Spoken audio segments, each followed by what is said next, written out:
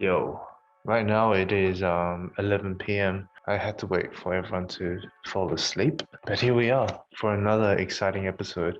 Now, for those of you who are new to this channel, I'm Aswa. I am a TV commercial director. Basically, this channel is me showcasing some really cool and cinematic TV commercials out there, which I believe the majority of people out there are not aware of.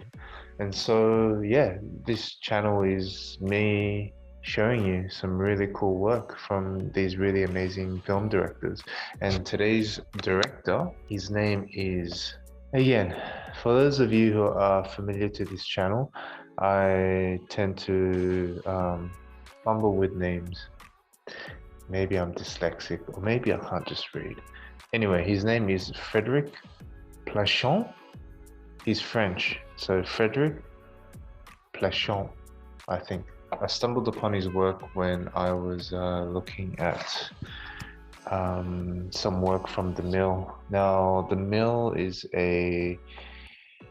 your, I would say, the most popular post house for TV commercials. I mean, they do other stuff as well. I believe they do feature films and music videos, etc. But I think their core clients would be commercials.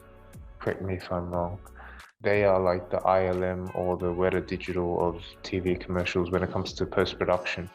Today's one is really cool. It's for, I believe this is like roughly around 2 years old. It was for the PlayStation 4.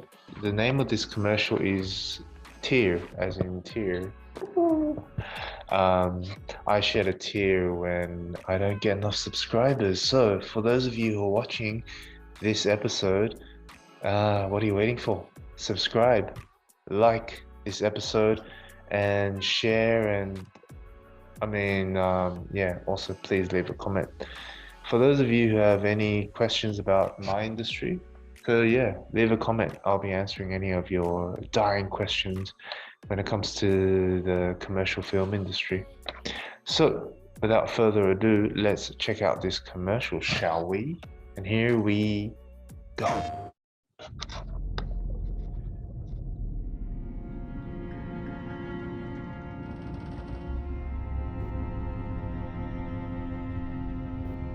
I want to know how much of this was real and how much of this was CGI. I assume all of this is CGI.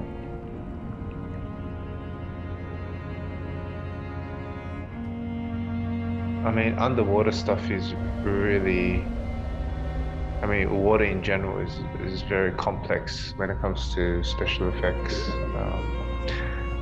Very time consuming. There's a lot of physics involved. Especially with this, I mean, the effects are like photoreal. It's amazing, the lighting, it looks...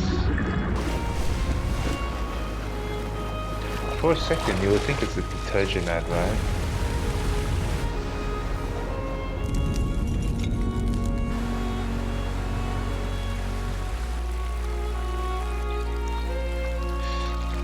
I mean, I don't know how many hours of rendering time it would have taken to create this spot.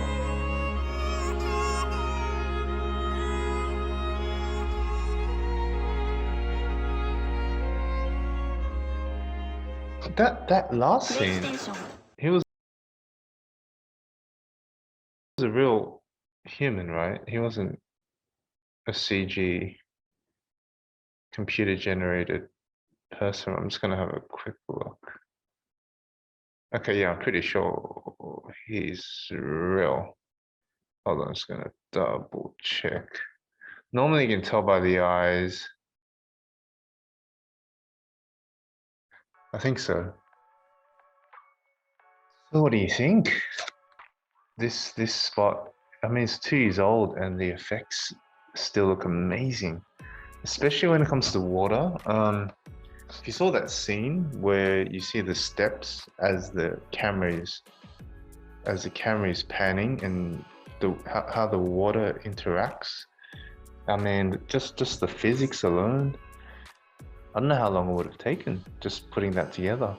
There are, I think there are several softwares that are used for liquid effects. One of them's like Real Flow, the other one's Phoenix. Yeah, but usually like water, fire, these kind of complex elements can be very time consuming. Just, I mean, just to get the physics right, but on top of that, the texture and how light hits the surface of the water, and yeah, it's really, especially when you want it to look photoreal. And from this spot, I mean, this is a commercial as well. It's not a feature film, so they don't have the luxury of spending a lot of time on special effects compared to a full-length feature film. So I'm curious how long it took for them from beginning to completion, in terms of just everything, like the whole, like, creating from scratch until, and how long it took to render. But yeah, Frederic,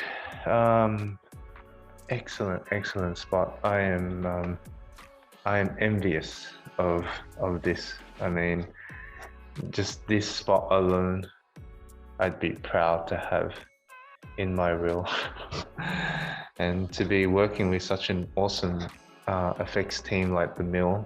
Yeah, I would love to see a behind the scenes or a making of for this commercial. I'll be sure to revisit more of Frederic's work, but in the meantime, I'll leave a link to his website or Vimeo page.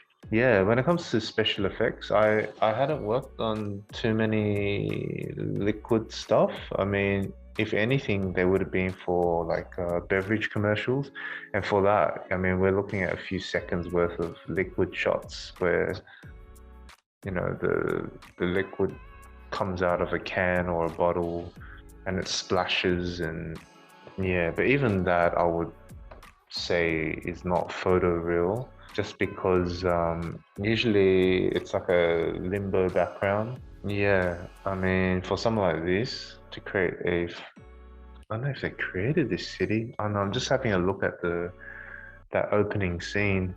Did they shoot this on a drone and then added the effects, or is this whole thing?